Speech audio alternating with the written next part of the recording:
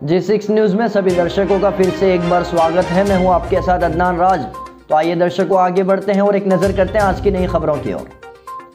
गुजरात के सूरत में chemical tanker में रिसाव, दम घुटने से 6 लोगों की हुई मौत, 25 से ज़्यादा मजदूरों की हालत गंभीर।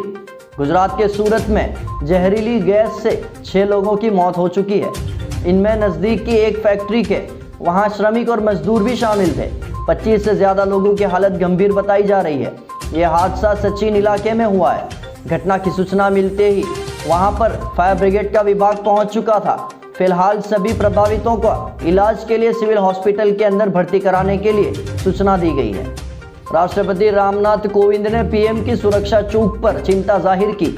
राष्ट्रपति से मुलाकात करेंगे पीएम। राष्ट्रपति रामनाथ कोविंद ने पीएम मोदी के पंजाब दौरे पर हुई सुरक्षा में चूक पर चिंता जाहिर की है।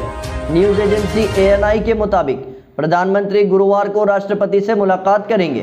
वहीं पूर्व प्रधानमंत्री HD देवेगौड़ा ने पीएम की सुरक्षा चूक को दुर्भाग्यपूर्ण कहा है। अहमदाबाद में अस्पताल से ज़्यादा होम आइसोलेशन में कोरोना मरीज, घर पर ही इलाज करा रहे हैं मरीज। कोरोना के लक्षण वाला मरीज घर पर ही डॉक्टर को टेस्ट के लिए बुलाता है।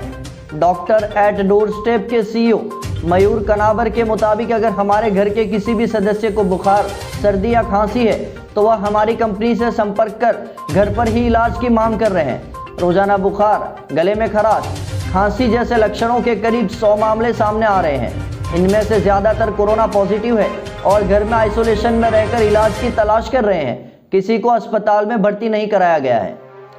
बड़ौदा में मास्क की बिक्री में 1000% की हुई बढ़ोतरी।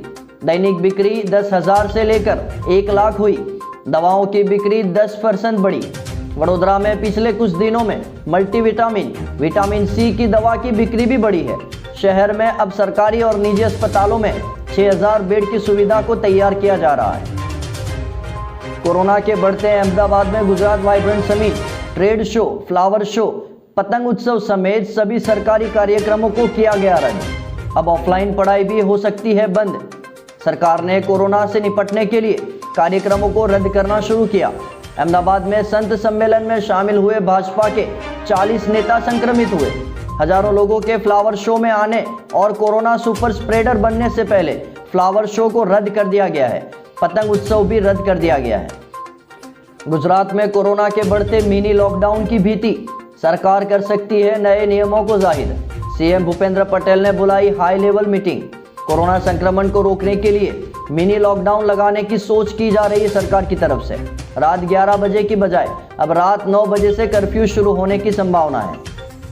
16 साल के बाद जोहान्सबर्ग में रचा गया एक इतिहास। कुंबले के बाद मैदान पर विकेट लेने में दूसरे भारतीय स्पिनर बने अश्विन। 2006 में जंबो ने किया था कमाल। भारत और साउथ अफ्रीका के बीच जोहान्सबर्ग टेस्ट के तीसरे दिन टीम इंडिया के अनुभवी स्पिनर R अश्विन ने कीगन पीटरसन को LBW आउट कर इतिहास रच दिया। उन्होंने भारत को दूसरी सफलता दिलाई।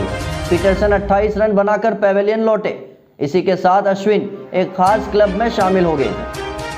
अमेरिका में हुआ एक भयानक हादसा। फिलाडेल्फिया में 3 मंजिला बिल्डिंग में लगी आग। 50 मिनट में 7 बच्चों समेत 13 लोग जलकर हुए खाक। फिलाडेल्फिया फायर डिपार्टमेंट के डिप्टी कमिश्नर क्रेग मर्फी ने कहा कि मरने वालों की संख्या और भी बढ़ सकती है क्योंकि आग बुझने के बावजूद भी बिल्डिंग के अंदर से घायलों को अभी भी निकालने का काम जारी है।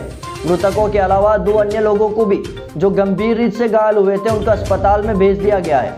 मौके पर आग बुझने के बाद भी कई फायर ट्रक खड़े हुए दिख रहे हैं जिनके फायर कर्मी जली हुई बिल्डिंग में बचने वालों की तलाश कर रहे हैं। यह building Philadelphia public housing authority की है। शराबी एंकर दीपक चौरसिया की न्यूज़ नेशन टीम से की गई छुट्टी।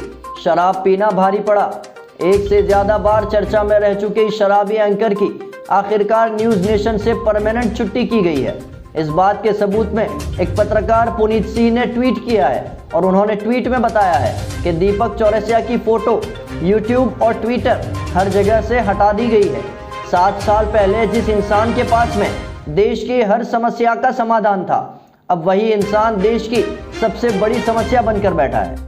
तो दर्शकों, बहुत जल्द मुलाकात होगी दूसरी नई खबरों को लेकर। तब तक के लिए देखते रहिए G6 न्यूज़।